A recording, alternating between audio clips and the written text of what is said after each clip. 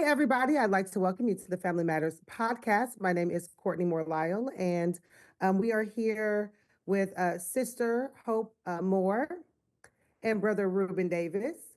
And today on our show, we're going to be discussing intentional parenting. So I'd like to welcome them to our Family Matter podcast today. So welcome, you guys. Welcome, welcome, welcome. Hey, Come on. Yes. How was your day today? everything's good around here. How you doing, lady? Yeah, it was good. It was a great day.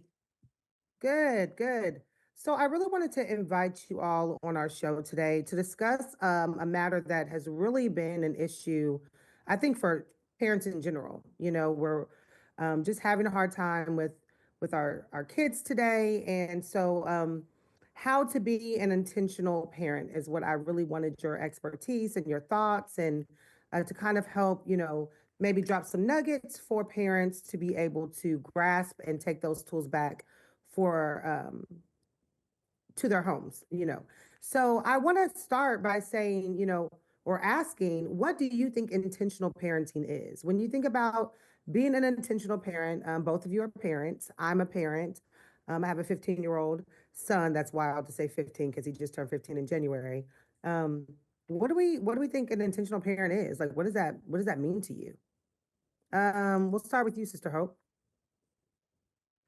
When I think of being an intentional parent, I kind of think of knowing what the end goal is that you want for your child. What are the things that when your kid is grown that you want them to to accomplish or to have accomplished? And so to me, being intentional means that I'm starting when they're young, laying that foundation with them so that when they're grown, they reach those goals.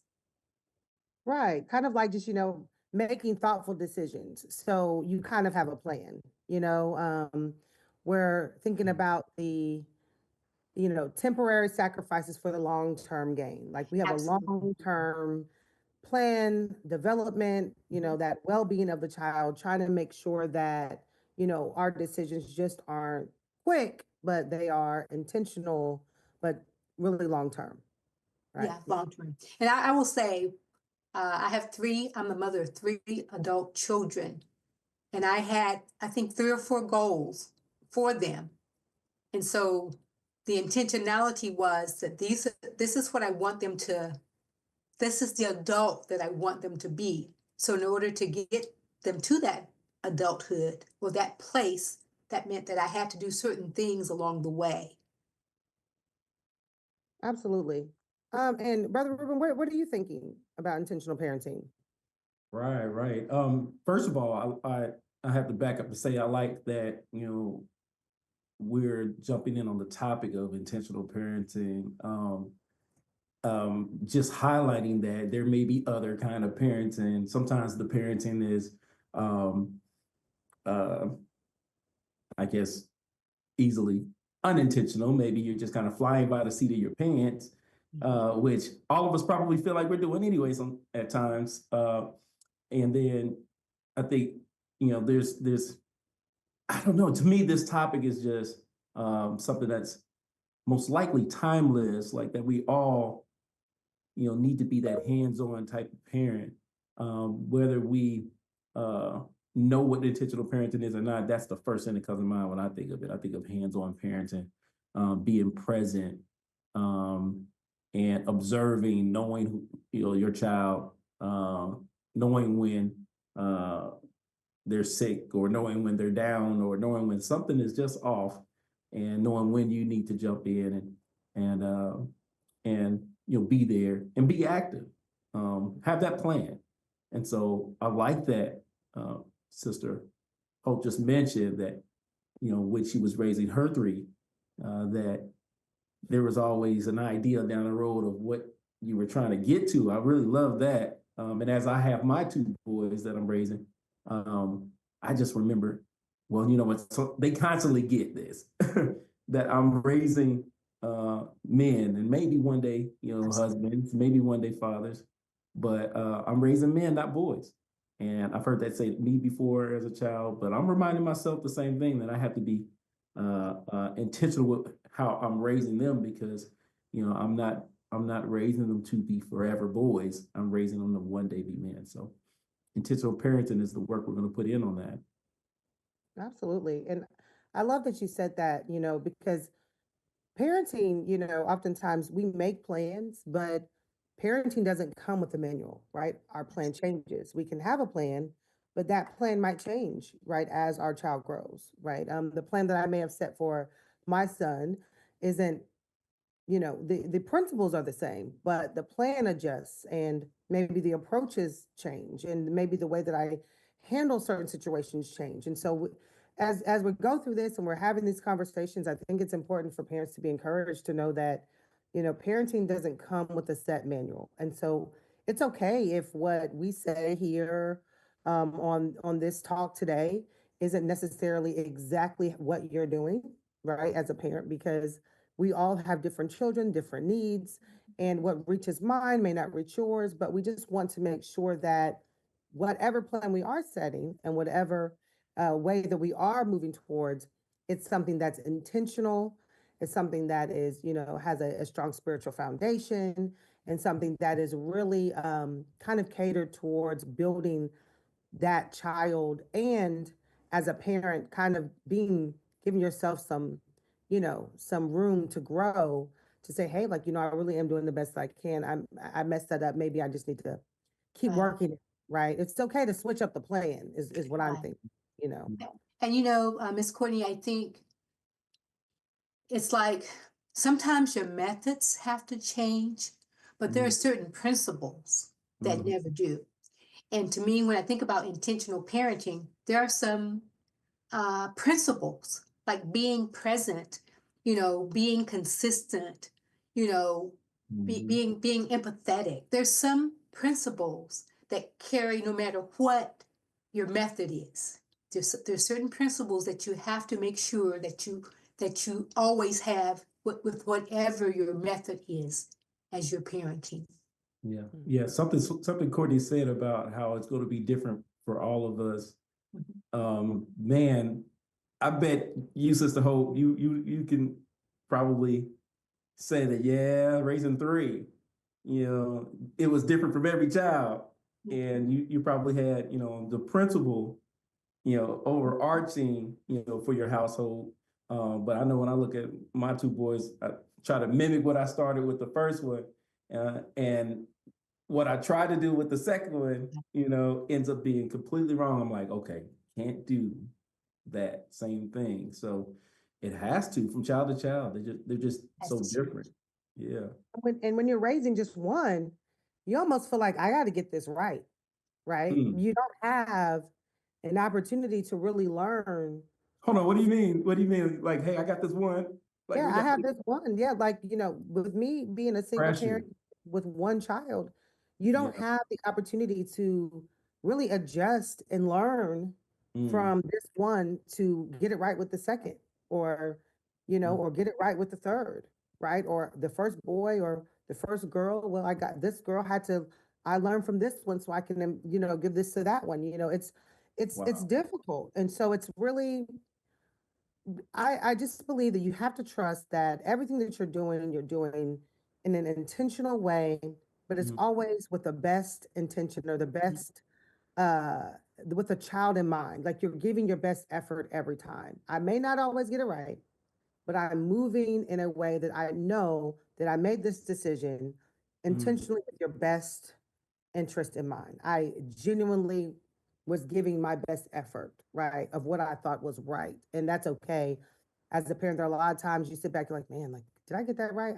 I didn't get that right. I mean, Mm. that leads us right into what Sister Hope was saying, is like, what are the core principles of intentional parenting, right? Mm.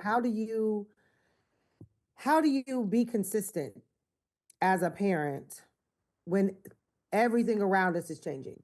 Everything. Like, I mean, schools are changing, schedules are changing, friend sets are changing, your relationship as parents are changing, right? Like, as your children are growing, your relationship with your spouse isn't the same, or maybe you're going through a transition of going through a divorce. And so how do we remain intentional parents when we're really, going through transitional phases? Like, how does that work? You know, you know.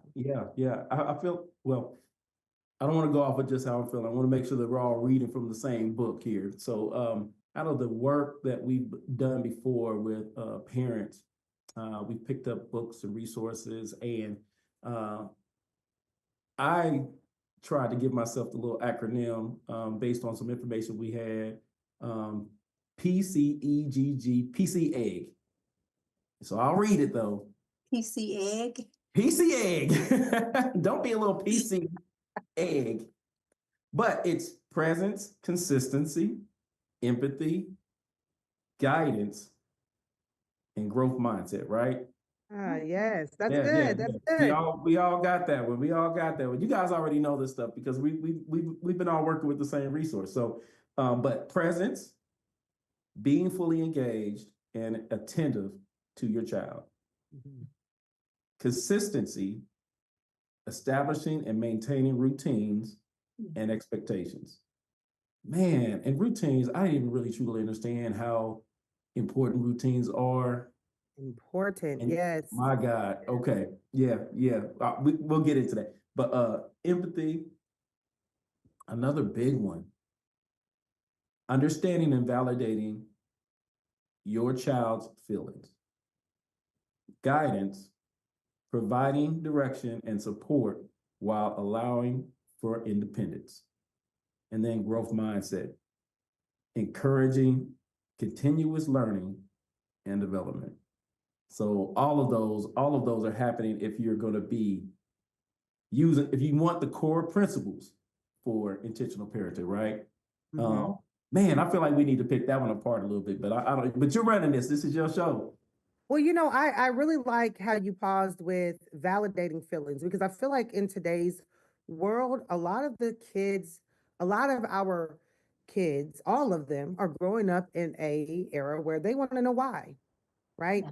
You can't just tell them you're going to do this. They Yeah. want to understand why.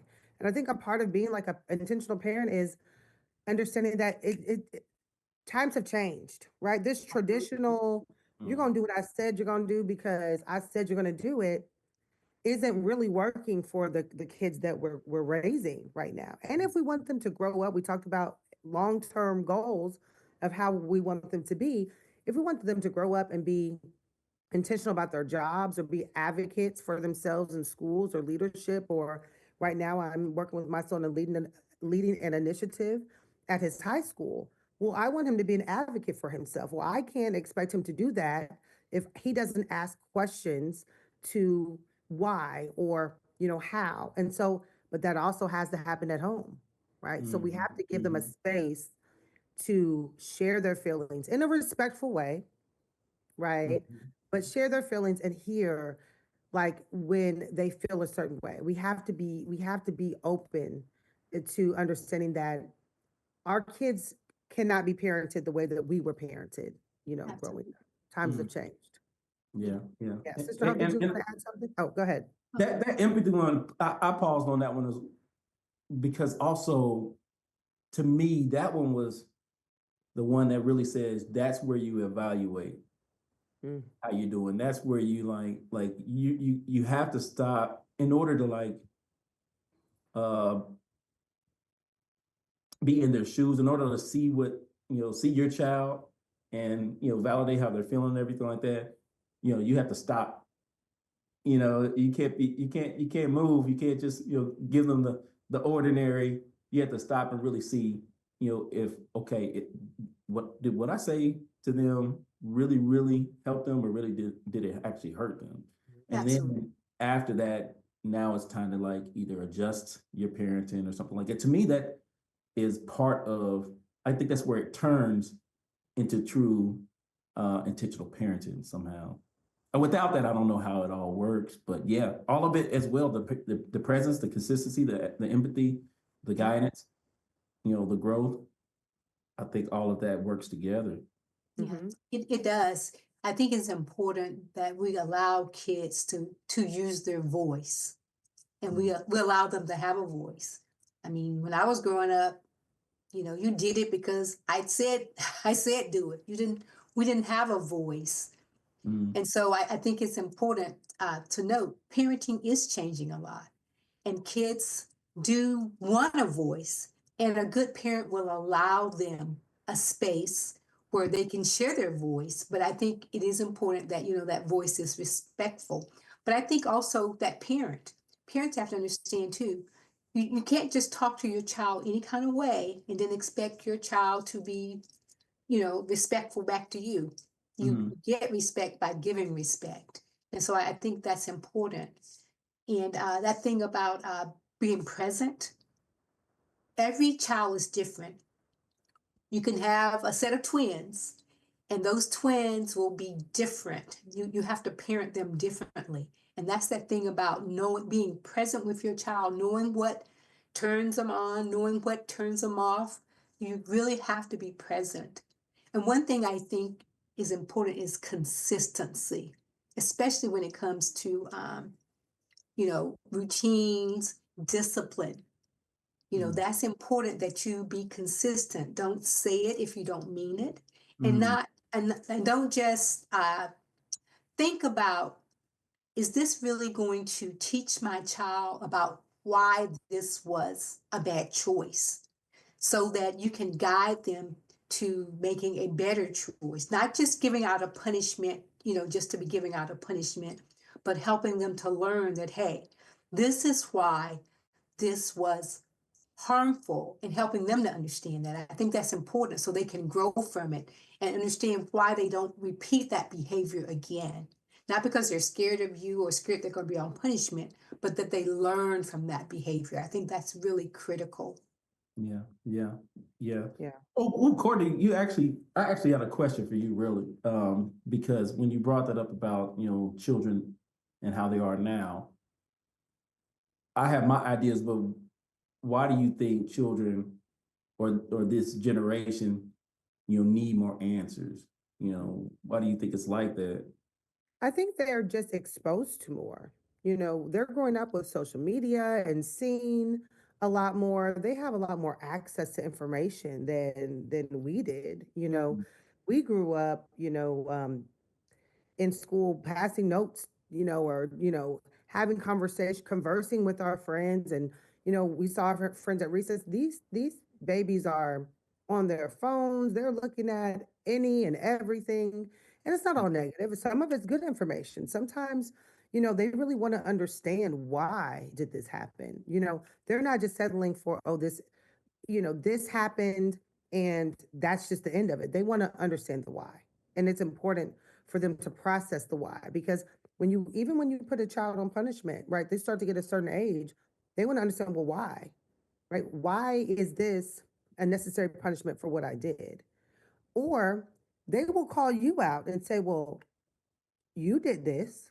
Now when I was growing up, if I called out somebody, that you didn't do that. But Mm-mm. now times have changed so much. I just think that they have a level of ownership for their thoughts and their feelings that we just did not have because of the access to the information that they have. Also, Yeah. I think parents, unfortunately, our family structure is a lot it looks different. It's the norm of our family structure is broken, right? You see a lot more single parents. And so you have parents that are actually having more conversations with their children that when I was growing up, your conversation was with your spouse, right? You didn't talk around your children. You didn't have conversations. Children weren't interrupting, or a lot of times now you have a lot of moms or dads that are trying to figure some things out and they don't have a space to do that with someone else. And so that child is in the space of the no. And Wow. so if you're doing that as they're growing up, when they get a certain age, they're very protective and they want to understand, why is this happening? Why is this the consequence? Or why was this handled this way? They have a different level of knowledge when it comes to just the Mm, world around them, their home life, their access to information. And which brings me, as we're talking about this conversation, Sister Hope brought up, something that we call reactive parenting or quick fix parenting, right? Hmm. Where, just being intentional means you're not just throwing something out there to kind of maybe get them to go away or to have a quick fix to something that they've done wrong. And I think that that's something that as parents, we're all guilty of, especially when it comes to being frustrated and giving out a punishment. How do we handle quick fix parenting? I think that it's very easy to be in the moment and be frustrated and then give out or say something that we don't mean, and then we have to walk it back, right? But instead of walking it back and owning it and really saying, hey, I really didn't get that right. I messed that up. That punishment wasn't fair to you. I should have thought that through before. I said that. We just let them do what they want to do, and then it causes a larger issue, right? Because we're not owning what we did. How do we be intentional um when we're upset? Or how do we become intentional when we're going through a rough time and we Mm. don't become reactive with our parenting? I think that's a good segue into the next part of like what we want to talk about. So, what do you all think about that? Oh, Sister Hope, you want to go first? Well, I'm just going to say quick fix parenting. Like you said, we're all guilty of it. And that Right. is you are just doing something to stop the behavior. You're not Mhm. teaching a lesson. You're not, all you're doing is the kid is acting up. So just give them what they want so they will stop. But that really just feeds that monster of them repeating that behavior again because they know that if I keep this up long enough, mom's gonna get tired, she's gonna give in, and she's gonna give me what I want. And Mhm. that's not, we don't want to do that. Oh, but it's also not just giving them what they want sometimes. Sometimes it's quick fix. I'm gonna pop them on their head or hand or behind, and we'll stop that. We'll stop what they're doing, but now they don't even know what it is that they were even They don't know doing. what they were doing. They don't know what they were doing. They just know they got a punishment, and they'll probably be right back at it at some point. But yeah, yeah, they get no long term, information out of that. Mhm. So I I think what you're that's saying. a good point. And I think like one thing, like, I have a teenager now. So it's a different, it's a beast, is what I will say. One thing that I think that with teenagers is in the moment I'm learning to say, hey, what are you doing right now? Right? Why are you getting ready to be on punishment? Why is that phone getting ready to be in my hand? Right? And it makes you stop and it makes them stop, right? Mm, mm, And say, okay, well, yeah, I'm being disrespectful or I'm letting my mouth go, right? But it also allows you as a parent to say, okay, let me take a breath, right? Because once you put them on punishment for that weekend, your weekend is gone too. You have to, you have to like you are on punishment too, and that's hard. Yeah, Yes. mm, that's hard. Um, But thinking of that, you've got to be consistent mhm, because if you put something out there and then you have to take it back, then they know that hey, mom doesn't really mean it. that's right. mhm, She's gonna say it, but it's not gonna have any consequences. So you're right. If you put them on punishment, you got to be on punishment too.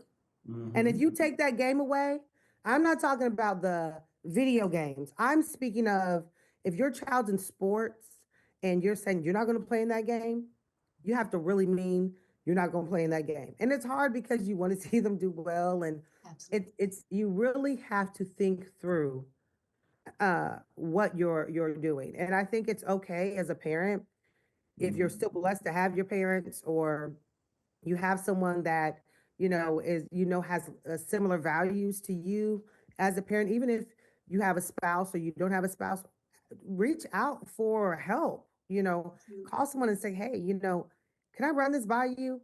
And a lot of times as you talk it through, you're like, whoa, okay, yeah, I was doing a little too much right there. That punishment was a little harsh. And run it through people that you trust to say, what would you do? Or mm, do you feel, is this as egregious as I think it is? Or am I overreacting because I'm taking it personal? And that's something that I think we have to do more as parents is it's okay to ask for help, get a Absolutely. resource, take a breath, you know, Down. before we just handle it in the moment. Everything, Mhm. if your child's in trouble at school, they're sitting in the office, they're okay.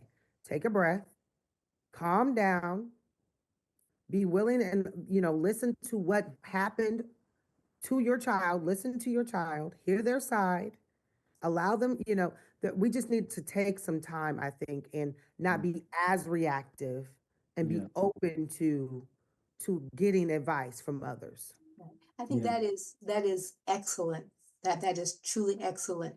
And I will say this thing about sometimes as parents, and I definitely have been guilty of this, my kids will say something, and because I'm so used to listening to adults, I'm going to, I believe the adult. But it's important that we know our child well enough and listen to them and understand that just because an adult said it, that doesn't mean that it is always the way that it happened. Mhm. Yeah. Yeah. And you know what, the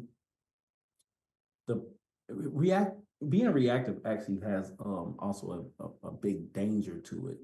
Um, I mean, there's a dangerous element. Like almost 9 times out of 10, being reactive is gonna go wrong. I think very rarely could we react quickly and react rightly.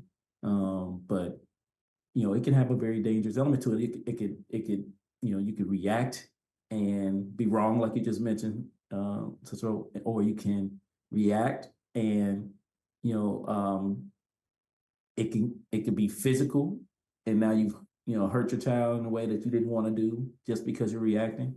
And our reaction, or just leaving, reactively, could also be teaching them Absolutely. how to be as adults. They can be adults who react, and when they get caught off in traffic, they're reacting, and everything is and as we know in this day and age, to react in that manner could find you in jail or someplace else.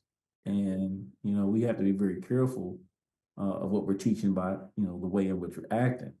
So yeah, that's something that, and I know I'm guilty of it too, reacting, and at a drop of a hat, now that I'm tired, or I'm completely stressed, or it's been the end of a long day, now more in that spot where it's like, oh. Absolutely. That's a very good point, Ruben. In order to be an intentional parent, you got to take care of yourself too. You Mm, have mm, got to take intentional breaks so that, like Courtney said, reach out and hey, have your kids spend a play date with somebody else so that you can get a break. But mm, I think in order to be a good intentional parent, you got to take care of yourself, because yeah. when you do get tired, it is much easier. You're tired, you're overwhelmed. It's Hmm. just much easier to be reactive, and Yeah. it's usually not going to end well.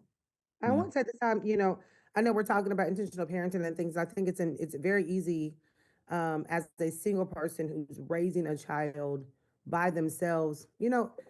If you have a niece or a nephew, or you are near your parents, like, help out your family, right? Absolutely. Like, they need support. It's very easy to get caught up in your family traditional life, like my kids, my wife, my kids, my husband.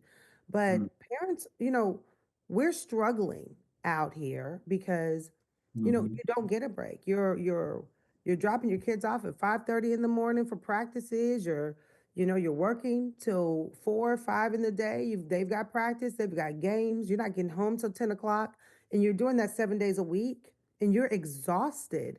And no one has picked up the phone to say, "Hey, do you need anything? Can I can I take him to practice today so you can, just have a day to yourself?" It's hard, it's hard. And it's very difficult to remain intentional when you feel that, no one cares about what you're going through as a parent, right? Because you still have all of the decisions to make. You still got dinner, and you've got homework, and maybe you're Mm, dealing with behavior or attitudes, and it's very difficult. I think that we have to get to a space where we start supporting Absolutely. each other as parents. And I'm not saying, I'm not one to drop my son off places, but, someone you trust, if you know someone that's genuinely a single mom or genuinely a single dad or a grandmother that's raising kids, check on them.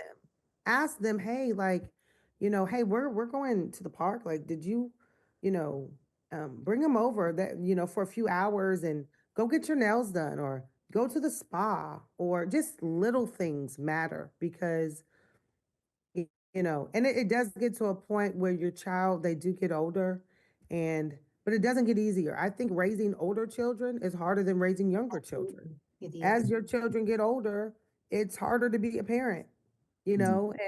and no one talks about the intentionality of, trying to be an intentional parent while, you know, trying to co-parent with hurt or who you're working through a divorce through or dealing with your own self trauma. It's hard.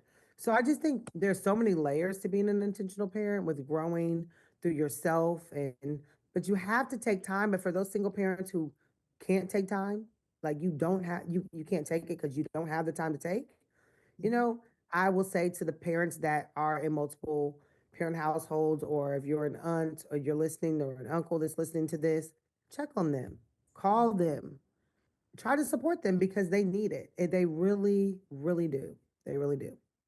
That's Mhm. an excellent Well point. said. Thank Excellent. you. Yeah. So, but yeah, so I'm off that soapbox. I think our next aspect, that really we could go into is, we talked about intentional parenting, those principles. We've looked at what is reactive parenting. So what do we think misconceptions of intentional parenting is? Like, what would you say is a misconception of being an intentional parent? I guess maybe that you have to like focus in so hard all the time that it can't be fun, that it just that might be a misconception of intentional parenting. You can be both present and still enjoy your relationship with your children. I think you can still have fun with them. And that's a part of it. Mm. Yeah. I think another one is that you have to be a perfect parent. And I'll be Mm. the first to say there is no perfect parent. I don't care whether you're in a two household or one household, Mhm. there's no perfect parent. And I think one of those conceptions is that you have to be a perfect parent. And I will say, just throw this little tidbit in there.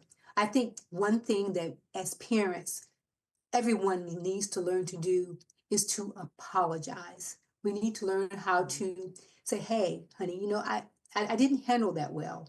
This was going on and I just, I reacted. I didn't handle that well. Learn how to apologize to your kid. Because guess what? If your kid did something, you'd be the first one wanting them to apologize. So you have to learn as a parent to own that, hey, I messed that up. I'll try better next time. But definitely as a parent, learn how to apologize to your kid. I think that's really good too. You definitely learning to apologize. I think a misconception that I would add is that, you it kind of goes along with what Brother Ruben was saying about, having fun, but you know, times are changing and it's okay for your children to not fit the mold. You know, if your child um goes down a path that you didn't necessarily feel like you wanted them to, it's okay for you to still love, support, continue to guide your child. You don't have to be overly spiritual to I think the spiritual aspect of raising children and being in the church and a lot of those things are just really changing now. And I think although it's really important to have that spiritual foundation, I think it's okay, for your child to enjoy some of those things, like being able to go to concerts and hang with their friends and do things and explore. And we don't want them just to go out and do everything, but I just think that you don't have to, it doesn't have to be, you know, well, it's a Sunday, you can't go to that baseball game. Well, I just think that we have to kind of continue to evolve and grow with the times of today and remain spiritually sound, but you don't have to suck the life out of like them, being a kid. I remember one of the things is like, oh, well, um, someone was saying, well, my child, you know, they have to cook what I eat. I guess maybe I'm different. Like, I don't want to eat at home, so we're not going to eat at home. It's okay for them not to eat everything on the plate. It's okay for your child, you know, to want to do something different. And it's okay. I just think that we need to let go of some of the old school um, mindset. I mean, not the values, but just those rigid rules, you know, that kind of keep our kids, like we were saying earlier, they can't have a voice, they don't have a choice. They're not able to do things that allow them to, advocate for themselves. I think those are things that, might be a misconception that you're not being a good parent, if you're doing those things. So, I think it's important as parents that we allow our kids to make mistakes or to do things. And if they make a mistake, they are still under our roof so that we can help them talk them through. Okay, now why was this a bad decision? And what are some of the now this is what happened, but what was worse that could have happened because you made this decision? I think it's important that you have to allow them to make mistakes while you can still guide them to correct them. Because otherwise, if you hold them so close that they never get to experience this or that, then when they do make a mistake, they can't recover from it. So yeah. I think, Ron, oh, go ahead. go ahead. No, go ahead. Yeah, I was just going to say that, I think it's important too to just not compare your lifestyle to other families. What works for your family is great, and that's okay. Sometimes we get caught up in, what everyone else is doing, and it's not beneficial for what's best for our child, and it's okay if that looks different. I think that that's also something that, your child doesn't have to be in a specific school or be in a specific program. That doesn't mean you're failing as a parent or you're not being intentional because your child is, not doing as well in school, but you know that you're pouring in and you're giving your best effort. I think it's okay for you to genuinely, um, you know, set your own goals for your children, and it doesn't have to measure up to anyone. It's for you as a parent. Yeah, I was just going to add that, kind of just thinking about what you were mentioning earlier, that that rigidity that we can sometimes have as Christians, that in a way we do have to be careful of that. I think we do have to be careful of trying to keep our children away from all the ills of the world, so much that they might as well be locked up in a tower somewhere. absolutely. But I feel like I think that the Bible has given us all that we need to know about parenting too. Uh, and if we were to get the word into our children, they'll have that as their armor as they continue to navigate throughout the world, which they do live in, because none of us are on an island anywhere. And they will have to go and graduate. They will have to go and enter the workforce. They will have to go and do and enter relationships and make their own choices. And so when they go, we want, well, for us, we want to make sure that we really did do what Proverbs says, train up a child, that we've given them all the tools. And then when they go, they have in their hearts and in their minds, honor your father and your mother, right?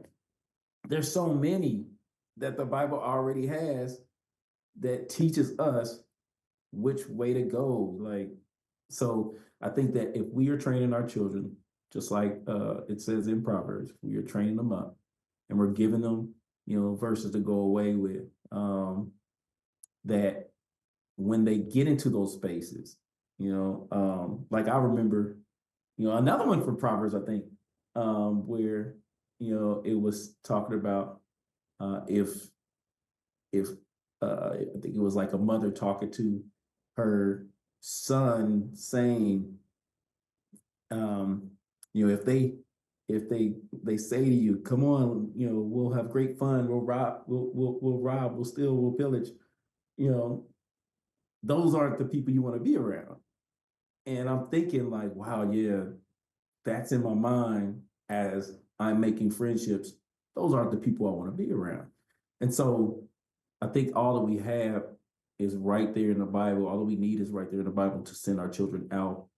And that, when they are entering those spaces, they have those principles with them. But Ruben, you're talking about intentional parenting again.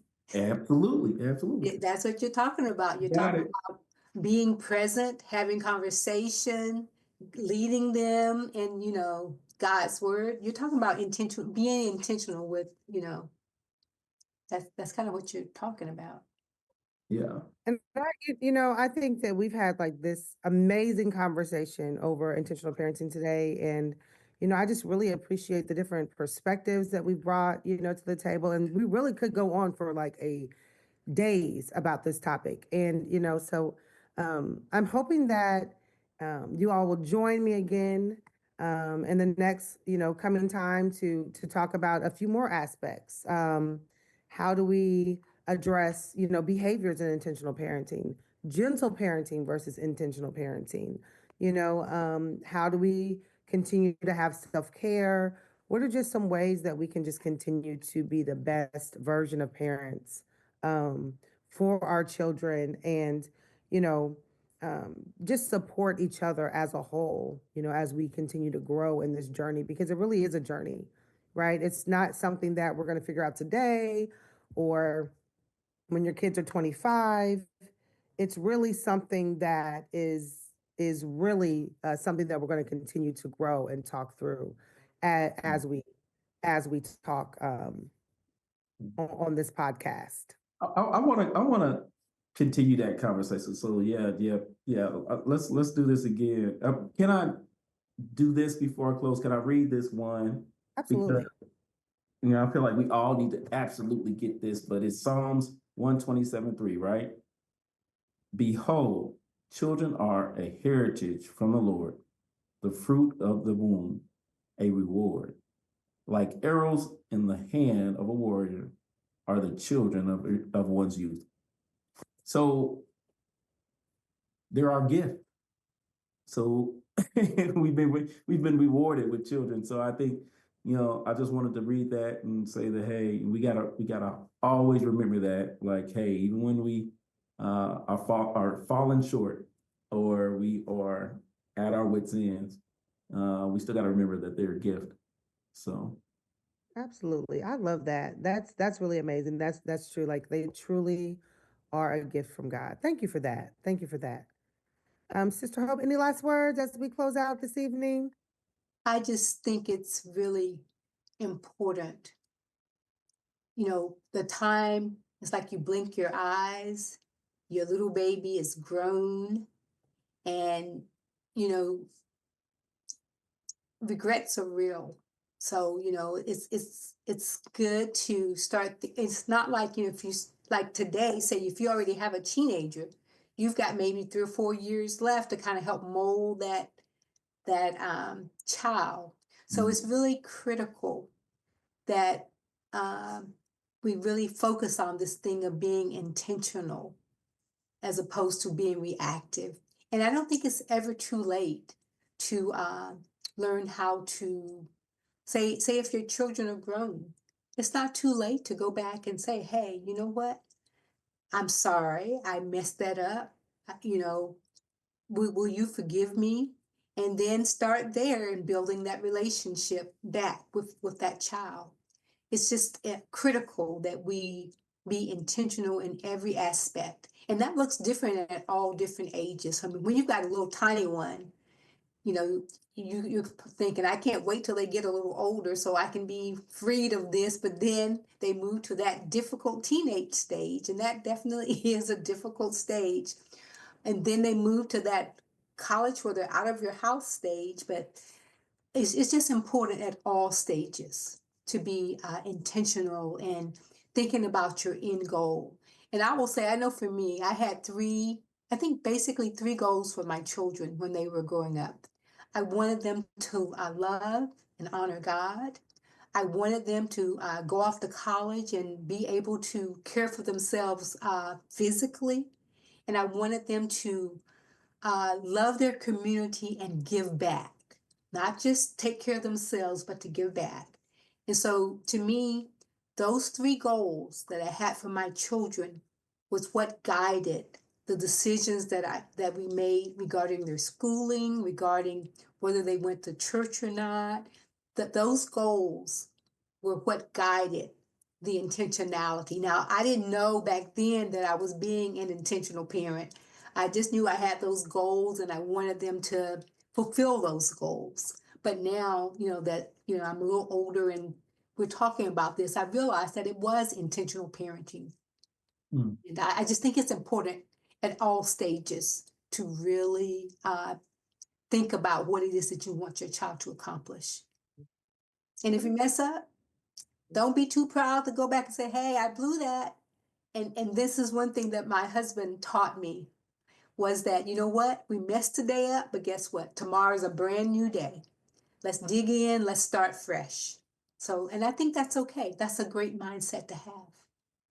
And I just want to add that I think that it's important, to really work with them when they're young to build that relationship with your kids. Like that that age of, I would say, 5 to, because when they're younger, like younger than that, they really, I think kids start really remembering around 7, you know, but that young elementary, you know, age, once they start getting about 13, it's really hard to build, especially 15. It's really hard to build with your children if you haven't really been intentional and present with them. They really, especially this new generation of kids, they really thrive off of trust. Can they count on you? Can they trust your word? Um, are you being um are you holding yourself accountable? Are You you know, being authentic? authentic. Yeah, they're not that they're not the 85 babies, right? We're 40 this year. They're not us. These kids, they are truly looking at you to see, are you someone I can trust and count on? And it's hard to build that in those teen years. That trust is built before.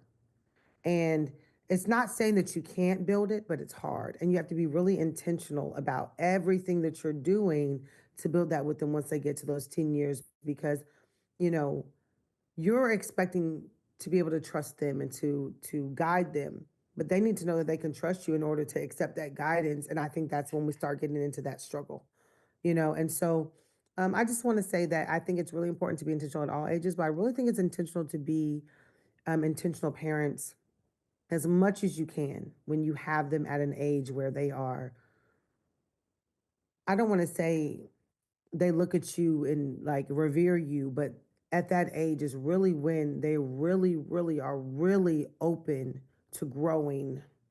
Um, and you really have an opportunity to build those morals and those values, that spiritual foundation with them.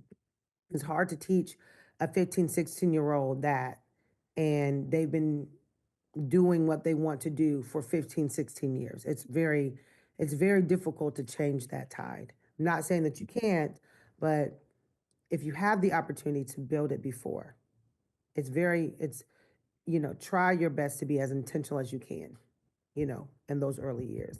Set boundaries, be consistent, and remain that way so that they you can continue to grow and guide them. Your formative years are definitely those early years. So, Mm, well yeah. said. Yes. So, but like I said, we could go on and on and on about little drops and nuggets of information. But our time is run out for today, this evening. But I really just appreciate the insight and what we've brought to the table today. And I really look forward to you, Sister Hope, and you, Brother Ruben, joining us again for the Family Matters podcast. We're going to remain on intentional parenting just for another few, maybe episodes or so. And if you're watching this podcast, we appreciate your time. We hope that you gained some nuggets of information and something that you can take back home to a friend or a soror or a fraternity brother or a church member, or spread the word so that they can learn about intentional parenting um, and continue to grow. Because really, it's really about building a strong spiritual foundation. And we want to build our families and our communities to where we are being intentional about each other and about our kids Amen. um, Amen. moving forward. So we thank you for your time tonight, and everybody join us next time. We hope you have a good night.